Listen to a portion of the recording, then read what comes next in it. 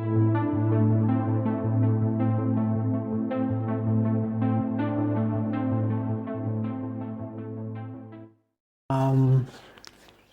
want to do something different. I want to do something special. I mean, we've already done the weekly video conversation where we looked at the politics of last week.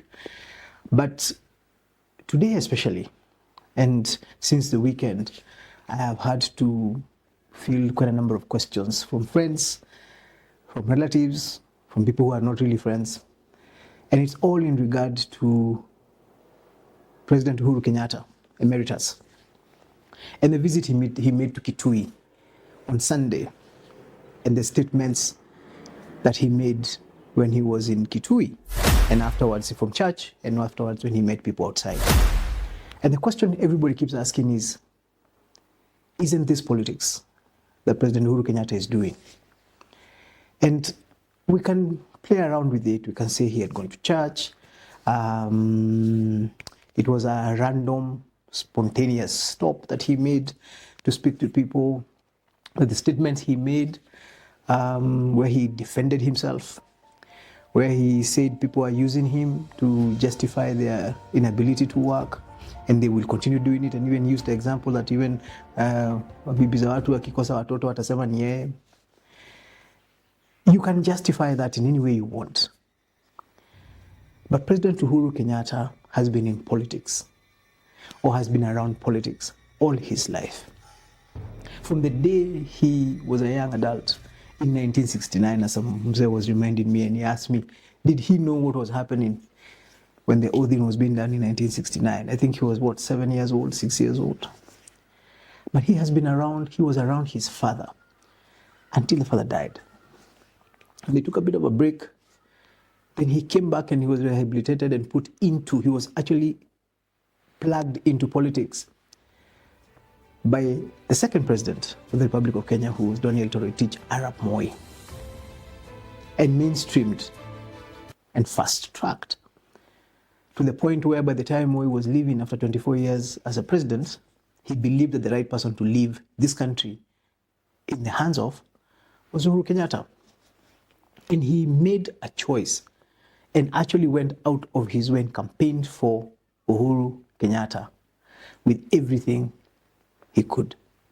And people refused to go that way, and they opted for Emilio Moi Kibaki. And Uhuru conceded with a lot of dignity, with a lot of respect, and became a leader of opposition.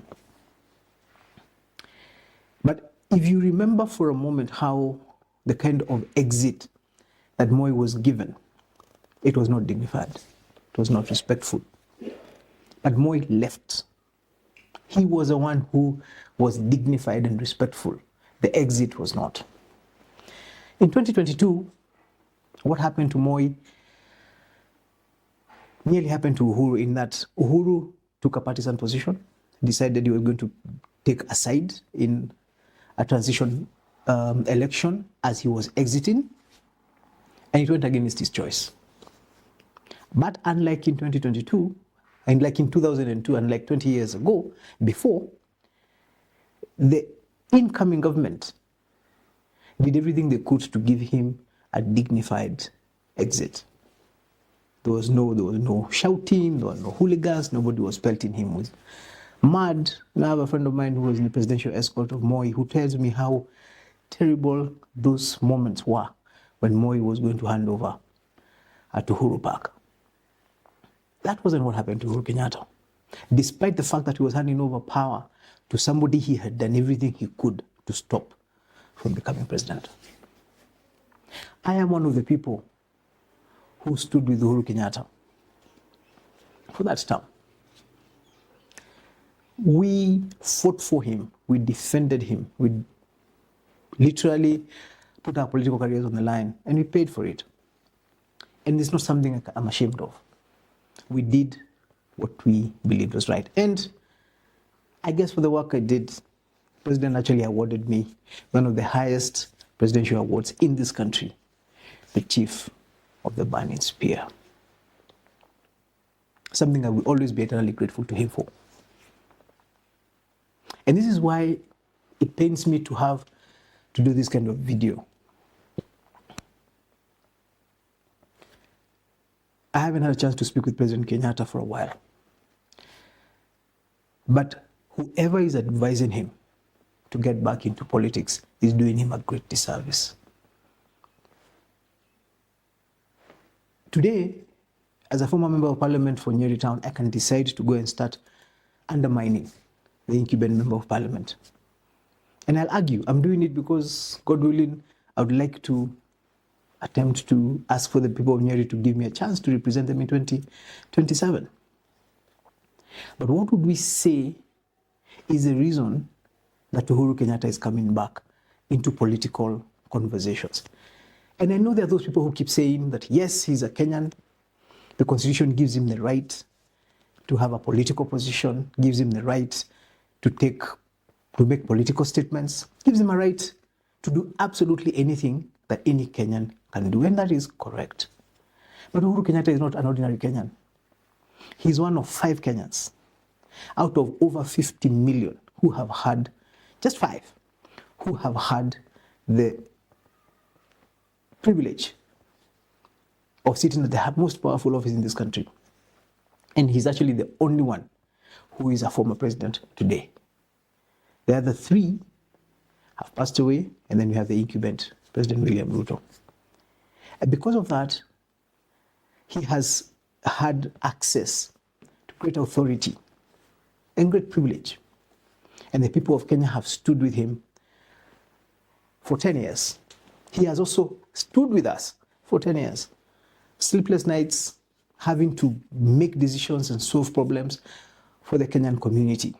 And for that, we are grateful. For 10 years. What I cannot understand is why he would want to go back and start doing politics again. I am a political student. I cannot see any way this is going to be good for him. In the best case scenario, he undermines President Ruto and succeeds. And President Ruto, goes home in 4 years? But those are 4 years.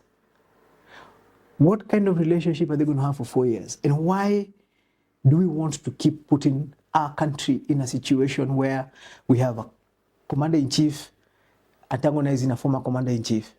What are we doing to our public service? Think about it. In the military, when a chief of the defense forces retires, he literally fades away. Kiboshi, Karangi, you don't know where they went. They're still around. They still hold privilege. They're still chairman of parastatals. But you don't see them talking about the army, talking about the navy, talking about the air force. Even if they think the people who have taken over after them are making mistakes. I believe that when President Kibaki was retired, he must have seen some things that Uhuru Kenyatta was doing and wished, hey, I wouldn't have done that. But we never heard him talk about it. Of course, again, we will argue that the president is defending himself because he has been attacked. This new government has a way of explaining that the problems we are having are connected to the previous administration. Now, let's be honest. This current administration has been in office for 14 months. There's absolutely no way that all the problems we are having today are 14 months old. So for sure, if you want to argue, there is a connection in the problems we are having with the past administration. But I do not think we can blame Uhuru for them. Remember, the past administration had 2 years of near shutdown due to COVID that President Uhuru very wisely guided us through. But we are still suffering the economic repercussions of those 2 years. So, is it unfair when people blame that administration for what is happening today? To some extent. But they have their facts. When Kipchumba says that the Kenya Airport Authority, the airports are raining or were badly done, and it was not him, he has a point. So of course, you can argue and ask, so why didn't you go and check them out when you got appointed? But my problem is when I see a man I esteem and I hold in very high regard coming back to do local politics. Remember, Uhuru Kenyatta moved from local politics, went to regional politics, went to national politics, then became a president. Then even went to do international politics. Now there is a force and an effort to bring him back to what? And to Uhuru Kenyatta himself, Your Excellency, if there is something you're unhappy about, there must be avenues outside public space that you can sort issues on. The direction you're taking might work for you, but it's certainly going to leave a lot of people. Remember, you have a lot of allies within the public service. And right now, you're putting them in a situation of divided loyalty. That is something you should not do to anyone. You have been in power for 10 years. This President William Ruto has been in power for 14 months. For sure, the government that exists today is more of your character than his. His is going to form with time. Why would you want to put the public service in a situation where they start having a divided loyalty? Are we loyal to the former head of state or to the... And somebody will say, no, you're loyal to the current head of state. But we're human beings. Why would you want to put people in that position? For what national interest? This is what I would like to request His Excellency, the President, the former President. Please do not be convinced by anyone to come back into politics. It is not worth the indignity and the disrespect that you will face at this moment in time. And you can say that you are facing it, but Your Excellency, you've been a politician, you have a thick skin. People threw you mud at your mentor, President Moi, because of you. Remember, President Moi was being pelted with stones because he stood with you. When you took a position and decided to support Raila against Ruto, there was a risk that if Raila lost, this new government would have a problem with you. That is the risk you're living in now. And I think you can absorb this, and I am sure you can handle this in a way that does not divide this country further. And now let me speak like somebody from the mountain. Your Excellency, the mountain is divided. And it is divided because there are people who still love you, respect you, listen to you. Your Excellency, if you come back into politics, you're going to go into confrontation with the current political leadership. And you're going to split the mountain again, just when we're healing. And remember, Your Excellency, you've been in politics in Kenya for a long time. We do regional politics. Nyanza is able to develop Kisumu to the extent that they have done because they're able to unite themselves and negotiate with power, even if they're not in power. Your Excellency, this particular government, 47% of this government is a stake of the Mount Kenya region, despite you and my best efforts to tell them otherwise. Let us respect that decision. They chose Rigathi Gachagua over Martha Karua, who was your preference. Let us respect that decision. Your Excellency, if you cannot support Rigathi to unite the region, then just step aside. Let him do it. Let him fail. But please do not be a participant in dividing our region further than it has been divided. Please play your role in uniting the country. The last couple of months ago, I had Deputy President Rigathi Gachagua stretch out a hand of friendship to you. I don't know how that went. Please sit behind the tent. The years that you people have been friends with Rigathi are longer than the years you have fought. The years that you have been friends with William Ruto are longer than the years that you have fought.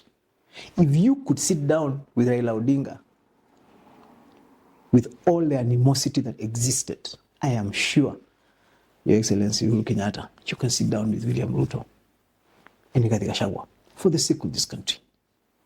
But please do not be the president, the former president, who creates a president that you can undermine the government that takes over after you have served for 10 years. It is a bad precedent. Let us learn from our neighbors in Tanzania. Tanzania has, I don't know how many former presidents. You never hear them participating in politics, and they do not lose the respect that they're given. If there is something going wrong, Your Excellency, there are ways in which it can be solved. But you going back to politics is not one of them. And do not be held captive by interests that want you to continue being in politics for their own personal benefit. We have seen that happen in other parts of the country, where a particular leader keeps wanting to retire, but his people keep insisting because that's the only way they get elected. That is not even the case in the mountain, Your Excellency. So this is my plea. As somebody who stood with you to the end, somebody who can arguably be told to have lost a position as Member of Parliament and to have their political career stalled because they took a position to stand with you when you were president. Now I am asking you, and I'm speaking on behalf of many of us who stood with you, please stand down. Let this government do what they need to do. If there is a problem, we will figure out how to solve it without looking like we're getting you back into politics, because that is not going to help us. That is not going to help our country. That is not going to help our region.